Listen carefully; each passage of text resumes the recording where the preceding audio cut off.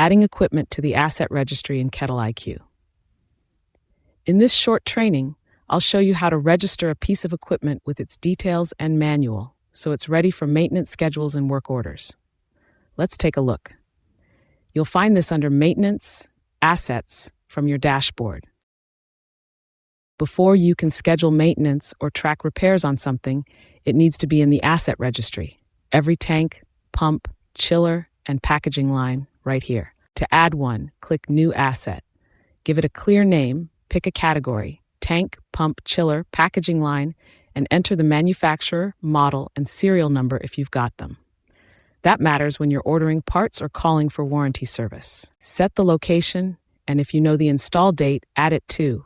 It helps track the equipment's age. You can attach the manual or spec sheet right here, or link one later from the document library. Save, and it shows up in the registry as active, ready for a maintenance schedule or work orders.